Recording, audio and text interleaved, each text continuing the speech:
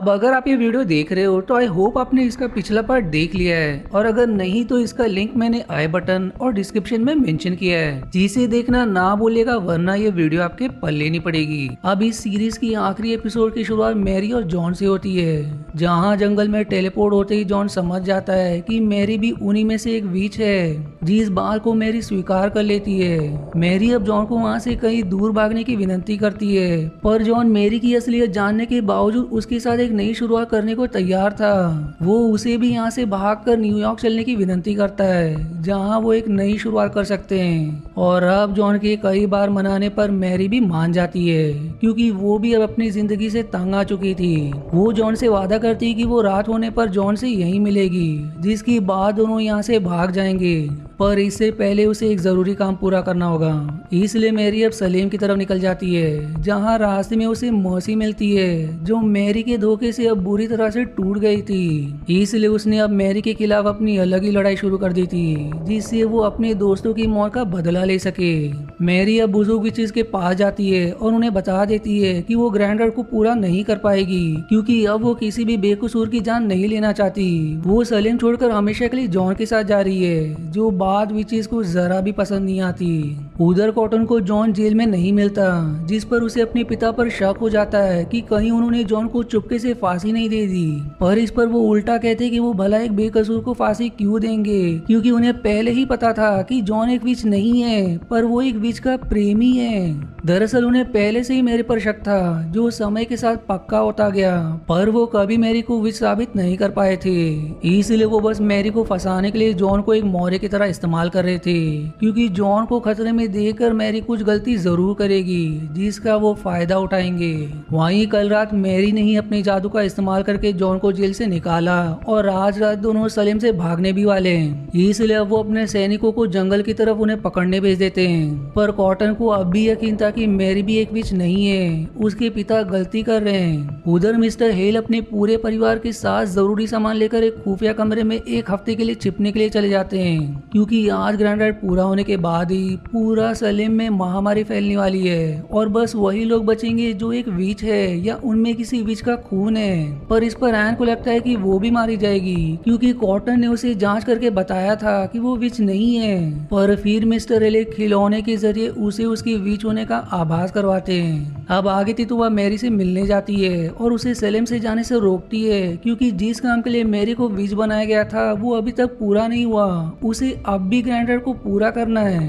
पर मैरी नहीं मानती, जिसकी बाद अब तितुआ मैरी को उसका सबसे बड़ा राज बताती है कि 7 साल पहले जिस बच्चे को उसने शैतान को उपहार चढ़ाया था वो बच्चा मरा नहीं था, बल्कि विचेस ने 7 सालों तक उस बच्चे की परवरिश की। जिसके बाद तितुबा मैरी को एक डब्बा देती है और उसे खोलने को कहती है, जिसे खोलने के बाद मैरी को उसके अंदर से कुछ बाल मिलते हैं, जिसे सूंघने के बाद मैरी को पता चल जाता है कि ये उसके बच्चे का है, जो अब भी जिंदा है। इसके बाद अब तितुबा कहती है कि अगर उसे अपने बच्चे से मिलना है तो उसे ग्रैंडर को पूरा करना होगा, और अगर उसने ये काम नहीं किया तो वो विचेस उसके बच्चे को मार देंगे। इसलिए अब रात में ही मैरी आइजैक को बुलाती है और उसे बहुत सारे पैसे देती है, जिसके बदले वो अपना ये काम आइजैक से करवाती है। वो आइजैक को मेल्यूम देती है और उसे जंगल के बीचों बीच रखने को कहती है, जहाँ वो उसे ये भी बताती है कि मेल्यूम को रखते ही उस जगह से जितनी जल्दी हो सके उतनी जल्दी भागना, और भागने के बाद कभी भी सलीम लौट कर ना आए। अब क्योंकि आइजैक मैरी का एक अच्छा दोस्त था, इसलिए वो उसे मरने नहीं देना चाहती थी, क्योंकि मेल्यूम को रखते ही महामारी फैलना शुरू हो जाएगी। वो आइजैक वहाँ से जाने से पहले एक चिट्ठी देती है और उसे ये कॉटन को देने को कहती है। जिसके बाद मैरी खुद इंक्रीज से मिलने जाती है, क्योंकि इंक्रीज को क्या लगा कि मैरी भी जॉन के साथ जंगल में होगी, पर अब उसे ग्रैंडर को पूरा करना है जॉन के बिना, तो इंक्रीज से अच्छा सोल उसे कहाँ मिल सकता है। उधर कॉटन मैरी की भेजी गई चिट्ठी पढ़ता है, जिससे वो बहक जाता है कि इंक्रीज मैरी को विच समझकर मारने वाला है। वहीं इधर मैरी भी खुद को खुद से घायल कर लेती है, जिसके बाद वहाँ कॉटन भी आ जाता है, और ये सब नजारा देखकर उसे यही लगता है कि इंक्रीज मैरी को मारने वाले हैं। इसलिए कॉटन इंक्रीज को ही मार डालता है, जिससे और किसी बेकसूर की जान ना जाए। जिसके बाद मैरी किसी तरह कॉटन को समझा बुझाकर उसे बॉस्टन भेज देती है, जिससे कॉटन भी महामारी से बच सके। अब इसके बाद ग्रैंड डैड के लिए अब 13 सोल्स पूरे हो गए थे, जिसके कारण मेलूम भी अब खुल जाता है, जिसे आइजैक को मेरी के अनुसार जल्दी से रखकर भागना था।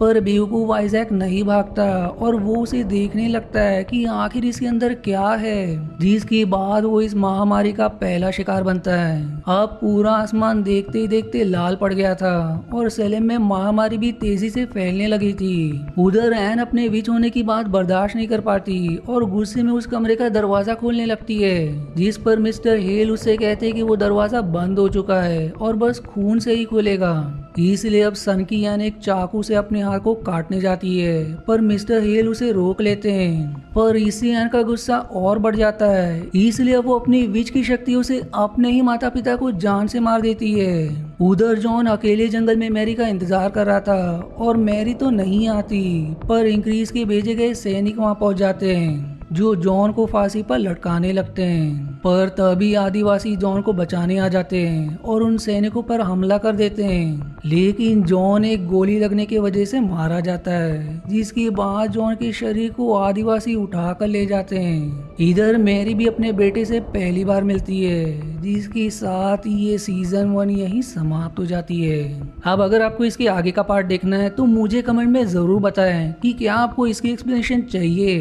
वहीं अगर आपको मेरी मेहनत जरा भी पसंद आती है तो दोस्तों आपसे एक छोटी विनती है कि प्लीज मेरे वीडियो को लाइक जरूर करें और चैनल को भी सब्सक्राइब जरूर करें। तब तक के लिए धन्यवाद दोस्तों। आशा है आपको मेरी एक्सप्लेनेशन पसंद आई। यदि हाँ तो प्लीज वीडियो को लाइक करना और चैनल को सब्सक्राइब करके सपोर्ट करना ना भूलें। मिलते हैं अगले एक्सप्लेनेशन वीडियो में, तब तक के लिए धन्यवाद दोस्तों।